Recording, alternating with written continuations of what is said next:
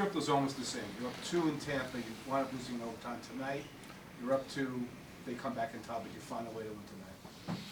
Yeah, I mean, better ending, that's the big part. I thought we, 5-on-5, played a really a strong game. I thought it was a good hockey game. I think everybody might agree. A good hockey game, fast-paced, lots of skill on both sides. Yeah, it didn't feel very good when they tied it, that's for sure, but what a great way to end it with, the 2 defensemen scored big goals for us.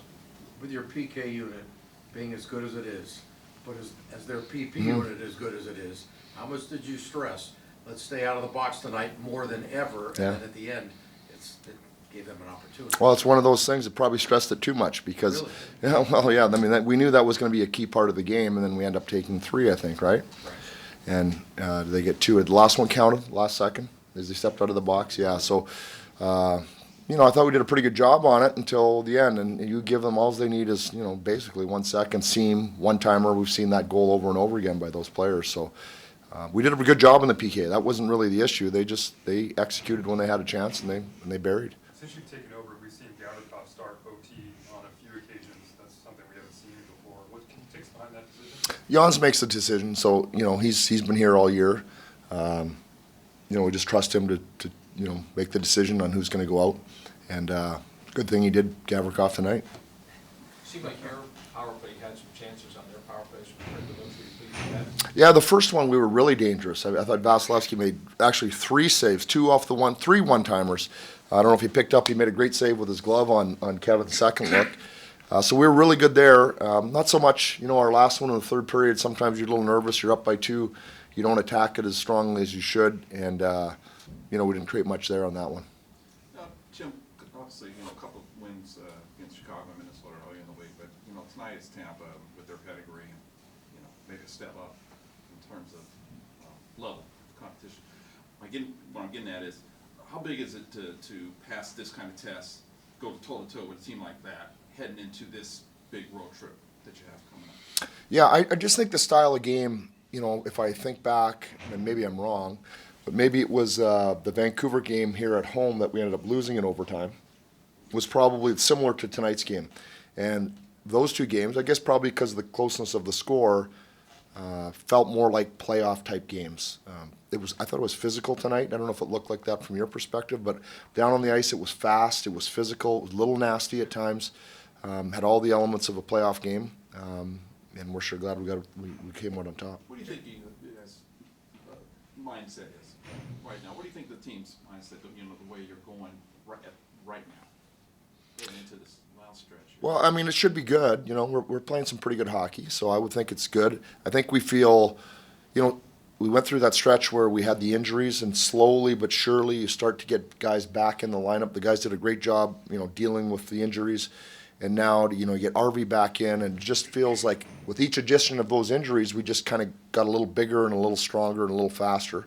And so I'd say right now, we probably felt as good as we felt in a long, long time. Jim, their second power play goal comes after untimely penalty from Laugh. Some coaches maybe sit a rookie player after that kind of penalty. Was it a vote of confidence to go right back to him, or was it just kind of coincidental with the way the lines worked out? Yeah, I mean, it wasn't he got caught, guy twisted on him. It was, for me, a close call. He was working. He wasn't doing anything wrong. He just got twisted a little bit, and guy went down. So he'd actually done a pretty good job about the 10 seconds prior to that. So, no, that's nothing that he was selfish or anything like that. So there's no reason not to get him back out there. How does the more role develop? Obviously, you guys changed 2 forwards during the course of that. Just how did you see the build up there? Yeah, second period, we did a good job. We had them in their own zone just a little bit, and we were able to change. As you mentioned, get some fresh guys on there, and that's important. Second period is the hardest period in hockey because you end up tired, and it's hard to get to your bench. So we were able to take advantage there. We got fresh guys. They had some tired guys, and it worked out pretty good for more at the back post. Jim, that's your 3rd straight winning homestand. Mikey said that your game at home is starting to resemble more like your game on the road. Yeah. Would you agree with that? 100%. Yeah, that really is. It took us going on the road maybe to get our game back together. And, we've brought it home. And I think, you start putting enough in a row, and you got a hiccup here and there, but you start to feel like yourselves again. And I think we're back in that groove. What do you want to see more out of this team down this stretch right now that just is really going to be a piece of the puzzle that's not there now? I don't know that there's one area that we say, well, man, we got to do this a lot better. I just think it's you're never satisfied. You can improve in every area, breakouts, forecheck. We scored a really nice goal off the forecheck tonight too. So that's an area we're trying to emphasize a little bit. That was nice to see. So there's just all those little things, and once this gets a little better, this gets a little worse sometimes. So you're always kind of trying to plug the holes. But we feel like, just overall, if you take in all pieces of the game, we're pretty solid right now. Pretty happy with where we're at. Talk about being never satisfied. Obviously, sweep this homestand, but now big 4-game road trip. Yeah. But what are maybe some goals and emphases you guys have for the trip? I don't look too far ahead. I know we got to go play Vancouver. We've had 2 great games with Vancouver this year.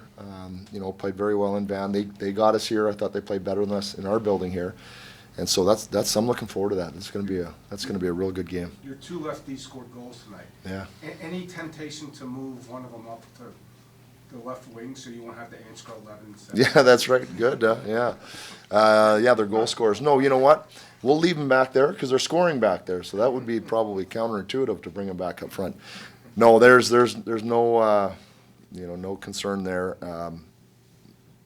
This 11-7, that's really something, isn't it? That's it's taken on a life of its own. Every day. Every day, yeah.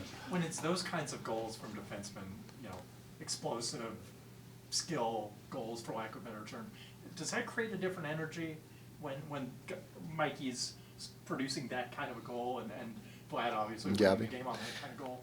I would say that. I would say, those players do so much of the dirty work. We call it heavy lifting, and blocking shots and staying back and defending and cross-checking and doing all that kind of stuff. So I think when the team sees one of those guys, and tonight both of them score, you get extra excited for those guys because that's not necessarily their job and they don't get a lot of opportunities. So when they score, it's a really exciting moment for everybody because everybody appreciates the work they do, the dirty work. When you took over, when you took the helm, you said you wanted to get back to the identity, which is checking. But is there anything else that you improvised on that wasn't present in the Kellen's strategies that giving you No. some success? No, I wouldn't say that. No, I think we're biggest thing, just get back to our identity more than anything. I think we've done that for the most part.